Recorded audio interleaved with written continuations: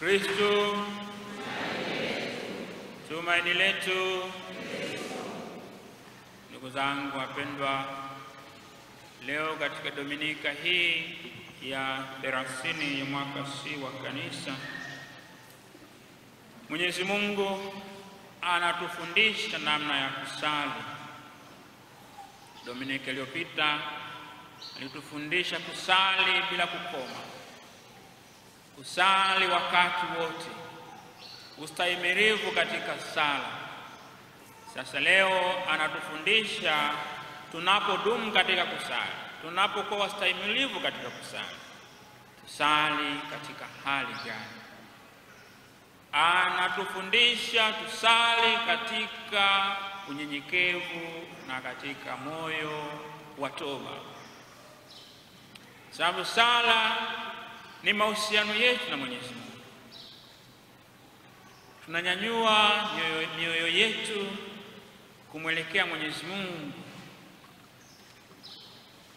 Tunanyanyua akili zetu, mioyo zetu, mawazo yetu kumwelekea Mwenyezi Mungu katika hali ya unyenyekevu na katika hali ya toba.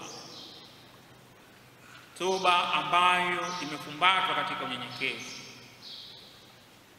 Toba ni tunda la unyenyekevu, ni tunda la fadhila ya unyenyekevu. Maana leo tunasikia katika somo la kwanza jinsi Mwenyezi Mungu anavyoipokea sala ya mnyenyekevu, manake mnyonge ambaye anaenda kwa Mwenyezi Mungu yu mnyonge, akitambua kwamba Mungu ndo kila kitu kwake, akitambua kwamba Mungu ndo kimbilio lake, ndo alfa na omega katika maisha yake, akitambua kwamba Mungu ndo anayemnyanyua, Mungu ndo anayemkweza, si binadamu wala sio yeye kujikweza. Ndo sala ambayo inasikilizwa na Mwenyezi Mungu, na ndo sala inapokelewa na Mwenyezi Mungu. Mtu anayesali katika hali hiyo ya kutambua kwamba Mungu ni mkuu, ni mwenye mamlaka, yeye ndio kila kitu kwake, yeye anayesali katika hali hiyo, katika hali ya unyenyekevu huo na katika hali ya unyonge huo unyenyekevu, hakika huyo anasali inavyotakiwa na sala yake inapenya mawingu, inamfikia Mwenyezi Mungu. Kwa maana unasikia katika somo la kwanza kutoka katika hekima ya mzee Yoshua bin Sila akielezea namna sala ya mnyonge. Mnyonge anaongelewa hapa ni mnyenyekevu. Sala ya maskini, maskini anaongelewa hapa mnyenyekevu, anayeenda mbele ya Mwenyezi Mungu ili Mwenyezi Mungu amkweze, ili Mwenyezi Mungu amjaze nguvu, baraka, mamlaka na utukufu. Sio yeye ajijaze mamlaka, sio watu wamjaze mamlaka, bali Mungu kwake apate sifa na utukufu. Na ndio maana tunasikia katika somo la kwanza, kwa kuwa Bwana ndiye mhukumu wala hakijali cheo cha mtu. Yeye ndio mhukumu, anaenda mbele ya Mwenyezi Mungu.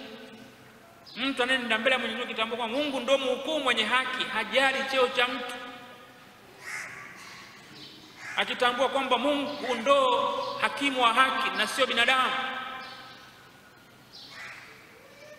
anaenda kwa moyo unyenyekevu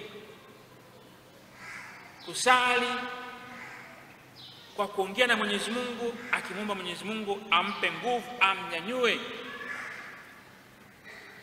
Sio kwamba anaenda pale kusali, anaenda kusali kwa Mwenyezi Mungu kwenda kuanza kutoa hukumu kwa wengine, akisahau kwamba Mungu ndo amtoa hukumu. Ndio maana nasikia katika somo la Injili Yesu tolea mfano wa Farisayo na mtoza ushuru. Farisayo huyu alienda kutoa hukumu kwa wengine, sio kusali. Sio kama yule mnyang'anyi, mimi sio kama wale wazinzi, sio kama mtoza ushuru. Akaenda kuchukua jukumu la Mwenyezi Mungu la kuhukumu wengine, akaenda mbele mwenye kujihesabia haki, alienda mbele mwenyewe kujikweza, hakuenda kusali kwa unyenyekevu, akisahau kwamba Mungu ndo mhukumu mwenye haki, sio sisi binadamu. Ndio maana tunaambiwa na Yesu hakuhesabiwa haki sala yake. Tunaambiwa katika somo la kwanza, hata mkubali yeyote juu ya maskini, naye atasikiliza sala yake aliyedhulumiwa, sala ya mnyonge mwenye mangaiko, ambaye amempa Mungu tegemeo lake, ambaye Mungu amemtegemea, ambaye yeye amempa Mungu kwamba ndo nguvu yake, ndo makimbilio yake, ndo mwanzo wake na hatima yake. Sala ya mtu huyo inasikilizwa, hata hadharau kama malalamiko ya yatima wala ya mjane amuelezapo habari zake. Kwa hiyo kuna fundisho tunakumbushwa katika somo la kwanza, Mungu anawasikiliza wahitaji wanaoenda kwa moyo nyenyekevu kumwomba, kuzungumza naye. Kwa hiyo malalamiko na sala za yule aliyedhulumiwa zinamfikia Mwenyezi Mungu moja kwa moja, kwa sababu Mungu anawajali wanyonge. Mungu ni wa wote, hasa wale ambao ni dhaifu, ambao wanamwendea kwa moyo wa utayari, wa unyenyekevu, wakihitaji msaada wake, wakihitaji nguvu, wakihitaji kukwezwa, kupewa hadhi yao ya binadamu, ya utu wao mbele ya Mwenyezi Mungu. Mungu anasikia sala ya mtu huyo. Sala yake mnyenyekevu upenya mawingu. Tunaambiwa sala mnyenyekevu upenya mawingu, wala haitatulia hata itakapowasili, wala haitaondoka hata aliye juu atakapoiangalia, akaamua kwa adili, akatekeleza hukumu. Kwa hiyo ndugu zangu, tunaalikwa siku zote katika maisha yetu ya kila siku kumwendea Mwenyezi Mungu kwa unyenyekevu, kusali kwa unyenyekevu, wala tusiende mbele ya Mwenyezi Mungu kujihesabia sisi haki na kujiona sisi ndo tunastahili sana mbele ya Mwenyezi Mungu. Kwa Mwenyezi Mungu kila mmoja anastahili, anayemwendea kwa moyo uliopondeka, moyo wa unyenyekevu, moyo wa utayari kuongozwa na Mwenyezi Mungu, kufundishwa na Mwenyezi Mungu. Mungu anampokea mtu huyo, sala ya mtu huyo inafika. Na ndio maana Bwana wetu Yesu anatufundisha vizuri kabisa namna ya kusali, akitofautisha kati ya anayesali vibaya na anayesali vizuri. Anatolea mfano akisema, Yesu aliwaambia mfano huu watu waliojikinai kwa kujiona wao wenye haki, wakiwadharau wengine. Anafika katika jamii ya Kiyahudi, nakuta kuna matabaka. Wengine wanajihesabia haki, wanajihesabia wao ndio wamechukua kiti cha Mungu, wao ndio wanaotoa hukumu, wakijiona wenyewe wana haki kabisa mbele ya Mwenyezi Mungu. Walitengeneza matabaka, wakasahau kwamba Mungu ni wetu sisi sote, Mungu ni wa watu wote. Watu hawa wawili tunaambiwa walipanda hekaluni kusali. Mmoja aliitwa Farisayo, wa pili mtoza ushuru. Farisayo huyu ni kati ya wale waliojihesabia haki mbele ya Mwenyezi Mungu. Walijiona wao ndio watu wa dini, religious people. Walishika imani kweli na walishika sheria kweli za Musa. Ndio maana anaenda mbele ya Mwenyezi Mungu kutoa kama hesabu. Anamuona Mwenyezi Mungu kama mfanyabiashara, kama mwekezaji tu, anaenda kuhesabu kwamba mimi nafunga mara 2 kwa wiki, natoa zaka. Ni kweli unafanya jambo zuri kabisa, unafunga mara 2, kwani ni vizuri, unafunga, ni kwa taratibu zao. Wayahudi hasa katika kundi la Kifarisayo walifunga mara 2 kwa wiki, Jumatano na Alhamisi walifunga, na alitoa zaka 10% ya pato lake, alitoa zaka kiaminifu kabisa, vizuri kabisa. Yule Farisayo akasema, akiomba hivi moyoni mwake, Mungu nakushukuru kwa kuwa mimi si kama watu wengine, wanyang'anyi, wazalimu, wazinzi, wala kama mtoza ushuru huyu. mimi nafunga mara 2 kwa juma, natoa zaka katika mapato yangu yote. Kwa yeye alienda mbele ya Mwenyezi Mungu kwa kujihesabia haki, kwa kujikweza.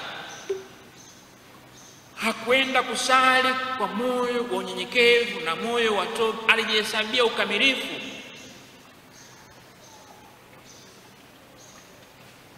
Alijiona yeye tayari sasa ni mwenye haki kuliko wengine, akiwadharau wengine. Alienda kwa mbele ya Mwenyezi Mungu yeye kujionekana anafaa kuliko, maana sala yake haikuwa na unyenyekevu, haikuwa na moyo wa toba. Alienda mbele ya Mwenyezi Mungu kumlazimisha afanye analotaka yeye, sio kama Mungu anavyotaka yeye. Yeye alitakiwa kwenda kusali kumshukuru Mwenyezi Mungu kwamba mimi nimeweza kufanya hivi na kushukuru, si kwa sababu aliweza hilo kwa uwezo wake, bali Mungu alimpa neema ya kuweza kufanya hivi. Kutoa zaka, kufunga, kufanyaje, ni neema. Tunayaweza yote kwa sababu ya neema ya Mwenyezi Mungu. Ndio maana Kristo anasema mimi ni mzabibu na nyinyi ni matawi, bila mimi mzabibu hamwezi kuzaa chochote. Kwa hiyo kila mara tufundisha, tunapofanikiwa, tunapofanya jambo jema, Mungu apewe sifa na utukufu, sio sisi tujipe sifa na utukufu mbele ya Mwenyezi Mungu. Tunatufundisha Mwenyezi Mungu katika sala ya Farisayo, yeye alijipa sifa na utukufu mbele ya Mwenyezi Mungu, alijihesabia yeye ameweza yote kwa uwezo wake na akili zake na kwa manufaa ya mamlaka. Ndio maana alienda anajisifu kabisa, anajihesabia haki, sio kama wale wengine.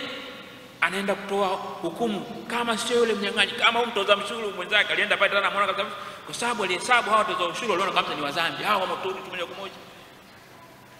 Watoza ushuru walikuwa wanafanya kazi ya kukusanya mapato ya serikali ya kikoloni ya wakati ule ya Kirumi. Warumi walikuwa wanatawala, Warumi walikuwa wanatawala Israeli na ukanda wa Mashariki ya Kati. Sehemu kubwa ya dunia ilikuwa chini ya utawala wao. Kwa hiyo walikuwa chini ya watawala wao. Kwa hiyo waliweka watu wao wa kukusanya mapato kwa ajili ya serikali yao. Kwa hiyo watu za ushuru walionekana wanasaidi na wakoloni, kwa hiyo na walikuwa natoza vya juu vingi, kwa hiyo walionekana waliwachukia,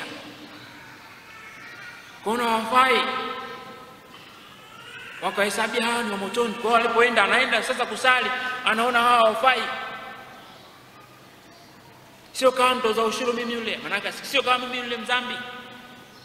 Lakini tunaambiwa yule mtoza ushuru alipofika kwenda kusali pale kwa hekaluni yule, lakini yule mtoza ushuru alisimama mbali, wala hakuthubutu hata kuinua macho yake mbinguni, bali alijipiga kifuani akisema, Mungu uniwe radhi mimi mwenye dhambi. Yesu anamsifia huyo mtoza ushuru, anasema, anawaambia huyu alishuka kwenda nyumbani kwake amehesabiwa haki kuliko yule, kwa maana kila ajikwezaye ataziliwa na ajizilie atakwezwa. Ni kwa sababu huyu mtoza ushuru alienda mbele ya Mwenyezi Mungu mnyonge, mnyenyekevu, hana kitu kwake mbele ya Mwenyezi Mungu. Alimtambua kwamba Mungu ndio mhukumu mwenye haki, sio binadamu. Hawa binadamu wenzake wote wamewahukumu kwamba hawa dhambi hawafai, lakini alitambua kwamba anaenda kwa Mungu ambaye si binadamu.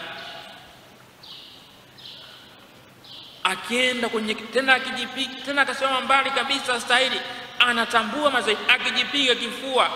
Ndio maana sisi tunasali katika sala, nimekosa sana, kwa unyenyekevu, akijipiga kifua akisema, Mungu niwe radhi mimi mwenye dhambi. Yesu anasema, nawaambia huyu alishuka kwenda kwake amehesabiwa haki kuliko yule, kwa maana alijinyenyekeza mbele ya Mwenyezi Mungu. Kwa sababu sala yake ilikuwa ni sala ya mnyonge aliyehitaji huruma yake Mwenyezi Mungu, na huruma yake Mwenyezi Mungu haina mipaka.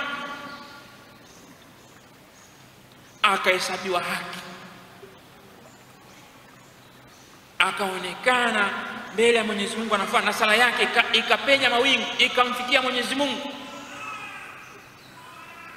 Katika mfano huu wa mtoza ushuru na Farisayo tunafundishwa namna ya kusali. Tunapoenda kusali kwa Mwenyezi Mungu, tunaenda sisi kama tulivyo.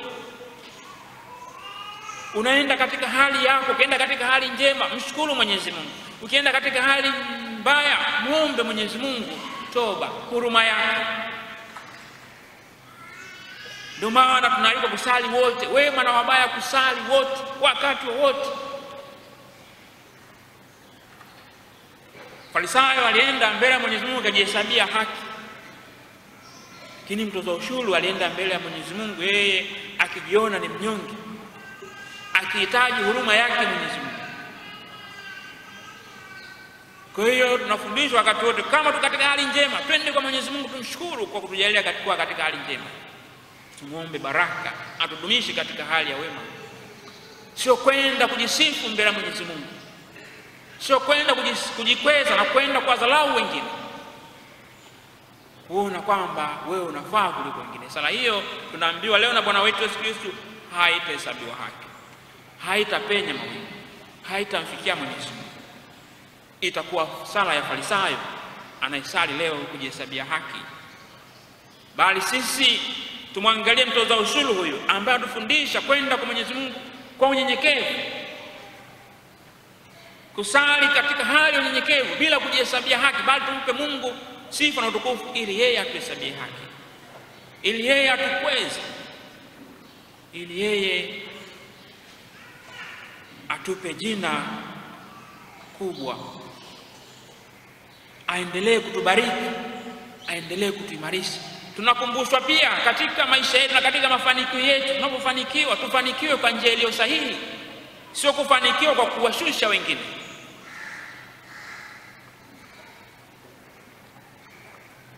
Sio kufanikiwa kwa kuharibia wengine majina yao, sio kufanikiwa kwa dhuluma, bali mafanikio yetu yawe ya kumpa Mungu sifa na utukufu, yawe yenye kibali, yenye njia sahihi. Mafanikio yetu katika hali zetu za kijamii, za kiuchumi, za kisiasa, za kidini na kila namna, ziwe katika hali, mafanikio hayo yawe katika hali ya kimungu. Sio kuona kwamba mimi nimefanikiwa, lakini nimefanikia huko nyuma kuna vilio vingi, kuna machozi mengi, kuna dhuluma nyingi. Mafanikio hayo hayana baraka zake Mwenyezi Mungu, hayana kibali chake Mwenyezi Mungu, bali na kibali chako wewe mwenyewe na shetani. Kwa hiyo tumwombe Mwenyezi Mungu atujalie moyo wa usikivu wa neno lake, atujalie moyo wa unyenyekevu, atujalie moyo wa utayari wa kumwendea Mwenyezi Mungu kwa moyo wa upendo kwa Mwenyezi Mungu na moyo wa upendo kwa jirani, upendo kwa binadamu mwenzako. Tukienda kwa Mwenyezi Mungu kwa hali hiyo, kusali kwa namna hiyo, kwa upendo kwa Mungu na upendo kwa jirani, hakika sala yetu inamfikia Mwenyezi Mungu, inapenya mawingu, inapata kibali mbele ya Mwenyezi Mungu. Kwa hiyo tunaalikwa siku zote tusali kwa unyenyekevu bila kuchoka, tukiungana na Mtume Paulo katika utumishi wake wa kuipeleka habari njema kwa watu wote. Anasema, sasa mimi namiminwa na wakati wa kufariki kwangu umefika. Akisali kwa unyenyekevu kabisa, akisema, nimevipiga vita vilivyo vizuri, mwendo nimeumaliza, imani nimeilinda. Baada ya hayo nimewekwa taji ya haki, ambayo Bwana mhukumu mwenye haki atanipa siku ile. Wala si mimi tu, bali watu wote pia waliopenda kufunuliwa kwake. Sala ya Mtume Paulo ni sala ya unyenyekevu, ni sala ya mapendo kwa Mungu na mapendo kwa jirani. Anasema si mimi tu, hata wale waliopenda kufunuliwa kwake. Maana yake anasali sio sala binafsi, anasema hakika nimevipiga vita vizuri, kwa uwezo wake nimeweza. Sasa niko tayari kumiminwa, sasa nimimine kwa sifa na utukufu wake Mwenyezi Mungu, akitarajia taji la wateule. Na lakini anasema sio kwa ajili yake, na wale wote Mungu ambao wamependa kufunuliwa kwao, wamekubali kupokea neno hilo la upendo, neno la matumaini, neno la faraja, wakaliishi, wakajawa fadhila unyenyekevu, wakajawa moyo wa toba, wakawa tayari kutubu na kuiamini Injili.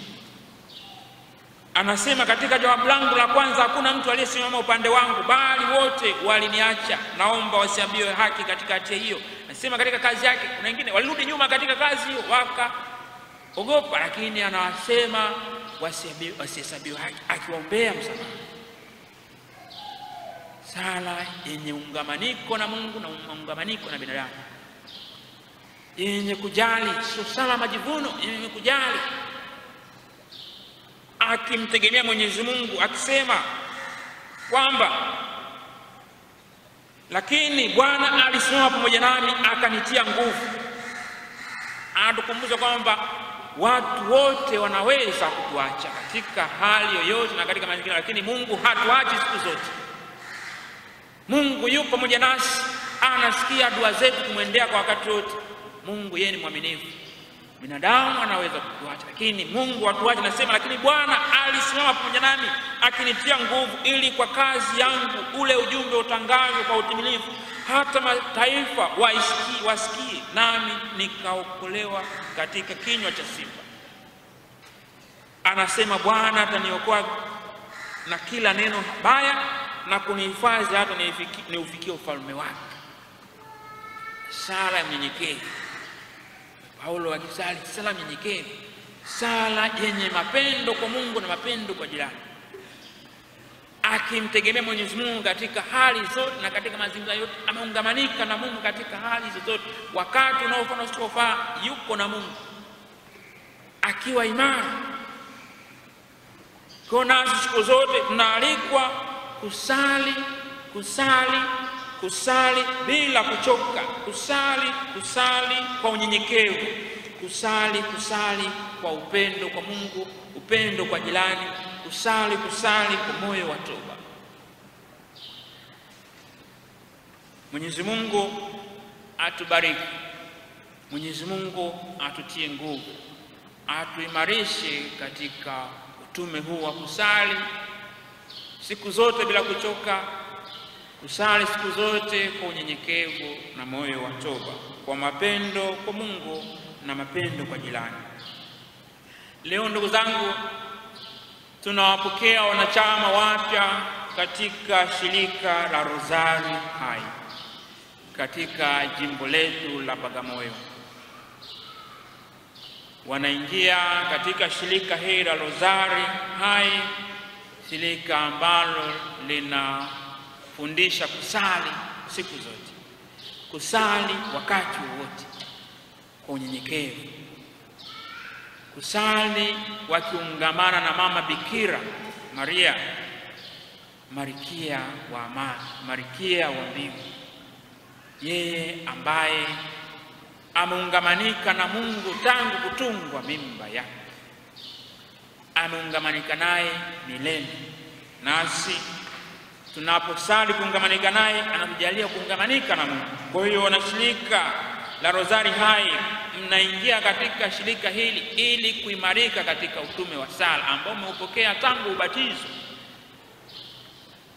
Manake mnaingia katika shirika ile muimarishwe sasa katika utume huu wa sala ambao tumeitwa siku zote kusali tangu tulipoipokea imani kwa njia ya ubatizo. Na alipo kusali rozari. Sala rozari ni kiungo halisi cha maisha ya kiroho. Sala rozari hutufundisha historia ya wokovu na kichocheo cha moyo. Ni sawa sana kiungo bora kinacholeta maonjo kwa maisha yetu ya imani. Sala rozari inafafanua namna sisi wanadamu tunavyowaheshimu mama zetu, mama za majirani zetu, zaidi sana kwa mama wa Yesu Bikira Maria aliyeshiriki mno kazi ya wokovu wetu. Sala rozari ni majitoleo ya moyo, ni upendo wa ndani unaofanana na upendo wa mama na mtoto. Ni chakula cha kiroho kilichoungwa vema ambacho ukata njaa ya roho. Matamanio ya heri ya mbinguni ni tangazo la ufalme wa Mungu, kama tunavyoimba na Mama Maria katika utenzi wake: moyo wangu wamtukuza Bwana na roho yangu imeshangilia katika Mungu mkombozi wangu. Njia bora sana ya kufurahisha moyo safi wa Maria ni kusali rozari takatifu kila siku. Kwa kusali rozari kila siku, Mama Maria atageuza na kufanya tufanane sana na Yesu mwanaye. Maria atafaulu kufanya tufanane na Yesu kwa sababu yeye ni kiumbe peke yake aliyejaa neema. Hivyo tukimfurahisha Maria, naye atatushirikisha upendo wa Mungu ambao ndio kilele cha utakatifu. Inatubidi tujitahidi kumfurahisha Maria kwa sala ya rozari yake, naye atatupandisha mpaka kwenye kilele cha utakatifu. Rozari hai si ibada mpya, hapana, bali ni ibada ile ile aliyoihubiri Mtakatifu Dominiko na kusisitizwa sana Bikira Maria katika matukio yake mbalimbali. Matukio mbalimbali ambao Bikira Maria alitokea kule Fatima mwaka 1917 kule alipotokea kule Fatima, akisisitiza tusali rozari tupate amani. Rozari hai ni njia ya kusali rozari nzima kwa njia ya kushirikishana au kushirikiana watu 20 kwa pamoja. Rozari hai ni njia tu ya kusali rozari nzima kwa njia ya kushirikiana watu 20 kwa pamoja. Tuna mafungu 4 ya rozari: ya mwanga, ya utukufu, ya furaha, ya uchungu. Katika kila mafungu kuna matendo matano. 5 mara 4 20, yako 20. Kwa hiyo katika wanashirika wanagawana kila moja fungu moja la kusali la rozari. Kwa kisali fungu moja katika rozari Salamu Maria 10, na wengine wanasali wote, wamegawana wote 20, maana yake rozari nzima inasaliwa. Maana yake unaifanya rozari kuwa hai kila siku. Maana yake rozari hai, maana yake wanaifanya rozari kuwa hai kwa kusali, kwa kushirikiana, kwa kugawana mafungu. Kila mtu anapewa fungu lake 10 lake la Salamu Maria, kama ni mwanga anasali fungu moja pale katika mwanga. Uchungu fungu moja hapa anasali. Kwa watu 20 wanagawana hivi, kwa watu 20 hivi. Kwa rozari na kwa hai kila siku anatakiwa alisali hilo fungu, huyo aliyepewa kwa uaminifu. Ndio utume wanashirika hiyo rozari hai. Tunaambiwa japokuwa hawakai pamoja, watu hawa wanashirikiana kusali rozari nzima kwa jinsi kila mmoja wa hawa watu anasali 11 tu na kulitafakari fumbo hilo linalohusika na 10 hilo. Hivyo kila mmoja katika kundi akisali 10 lake moja alilogawiwa anapata neema na mastahili ya rozari nzima. Kila mwanachama aliyejiunga na rozari hai anatakiwa awe mwaminifu kwa kusali 10 lake kila siku kwa maisha yake yote. Vinginevyo rozari hiyo haiwezi kuwa hai tena. Kwa hiyo anatakiwa mwaminifu sana kwa kusali fungu lake aliyopewa mwana rozari hai. Kwa hiyo mnaingia katika utume huo, mnaalikwa muwe waaminifu katika utume huo wa kusali rozari kwa kushirikiana. Malengo rozari hai ni kama yafuatayo: kutuliza hasira Mungu aliyekasirishwa na dhambi zetu nyingi mno. Tunamtuliza kwa njia ya maombi ya Mama Maria. Kulinda na kufufua imani katika roho za Wakristo na kuwaongoa wakosefu. Kadhalika tunaongeza utukufu wa Mama Kanisa. Kuleta ushindi wa moyo safi wa Maria, ushindi ambao aliutabiri Maria katika matukio ya Fatima: moyo wangu safi mwishowe utashinda. Kuwaheshimu Mtakatifu Filomena aliyesomwa na mlinzi wa rozari hai na mwenye heri Paulina Maria Jalkoti aliyemwanzilishi wa rozari hai. Kwa kuombea maaskofu, mapari, wasawa, wagonjwa na watakaokufa leo ili wapate kifo chema. Kadhalika kwa kuombea amani katika familia zetu. Kwa malengo ya rozari hai: kumfanya shetani asiweze tena kuwa na nguvu kwetu saa ya kufa kwetu. Historia ya rozari hai ilivyo sasa ilianza mnamo mwaka 1826 huko Lyons, Ufaransa. Ushirika huu wa rozari hai ulianzishwa na msichana mmoja kwa jina la Pauline Maria Jalkoti. Kilichomsukuma Pauline kuanzisha ibada hii kama anavyosimulia mwenyewe: nilipata mawazo ambalo lilinisumbua kwa muda mrefu sana. Kila mara nijiuliza nitafanya nini ili watu wapende ibada ya rozari takatifu. Kisa cha kujiuliza swali kama hili ni kwamba nyakati hizo watu walikuwa hawapendi kusali rozari kwa visingizio vingi tu. Mara waseme rozari ni ibada ya wazee, ni ibada ndefu mno, au ilipitwa na wakati. Je, siku hizi ibada ya rozari inapendeka vya kutosha? Ubaya mwingine uliojitokeza wakati huo ni upweke wa watu wema. Roho hizi hufanya ibada peke yao tu. Baada ya muda kufikia hatua ya kukata tamaa na kuacha kusali kabisa. Hivyo nilijiuliza nitafanya nini ili kuwasaidia watu hawa wema? Ni kitu gani kitakachoimarisha roho hizi dhaifu? Nilianza kusali sana, kumwomba Mungu ili kwanza afanye ibada ya rozari ipendwe na watu, kusudi watu wote waweze kufaidi manufaa makubwa yapatikanayo kwa kusali rozari na kutafakari mafumbo yake matakatifu. Hivyo nilimwomba Mungu aniangazie ili nione njia ya kufanya ili watu waipende ibada ya rozari na waweze kusali kwa urahisi. Kwa njia ya kusali rozari, ibada hii itapenya maisha ya Wakristo wote. Kwa hiyo yeye alitafuta namna nzuri na rahisi ya kusali rozari, ndio akanya nayo rozari ya kugawiana sasa mafungu. Baada ya sala nyingi sana nilipata wazo la kugawa rozari katika vipande 15. Wakati huo sasa ni 20. Wakati huo walikuwa matatu, walikuwa mafungu kabla la mafungu la mwanga kuanzishwa na Yohane Paulo wa pili. Kwa jinsi kila mtu atasali 11 tu na kutafakari fumbo linalohusika na 10 hilo, kwa njia hii itakuwa rahisi kwa kila mmoja kusali 10 lake moja. Rozari hii iliyogawanyika kwa nje lakini imeungana mbele ya Mungu itampatia Mama Maria sifa na utukufu mkubwa sana. Sababu ni kwamba kila fungu la rozari lina thamani kubwa sana, kwa kuwa ni maisha ya Yesu na ya mama yake. Kwa njia hii Wakristo wote wataweza kushiriki ukamilifu utajiri uliopo katika ibada hii ya rozari. Mtindo huo kusali rozari kwa kugawana mafumbo utawasaidia sana Wakristo wapende ibada ya rozari takatifu, na hivyo itawatosheka kusali. Hawatatosheka kusali 11 tu, bali watajitahidi kusali rozari nzima. Taanza kidogo na kwa mazoea, baadaye unashawishika kusali rozari nzima. Rozari hai ilipata idhini ya kanisa tangu mwanzo kabisa. Askofu mkuu wa Lyons kule ilikoanza alitoa idhini yake mara moja kuikaribisha ibada hii jimboni mwake. Mnao mwaka 1832 kanisa liliwachagua wakurugenzi 2 waongoze ushirika wa rozari hai. Huu ni ushindi kuwa kanisa lilikubali na kuruhusu ushirika huu uendelee mpaka ikaona umuhimu wa kuchagua wakurugenzi wote. Baba Mtakatifu Gregori wa 15 ndiye aliyetoa idhini rasmi kuruhusu ushirika wa rozari hai. Ni yeye aliyemchagua Mtakatifu Filomena awe somo na mlinzi wa ushirika huu wa rozari hai. Baba Mtakatifu Gregori wa 16 alitoa rehema nyingi sana kwa wenye kusali rozari hai.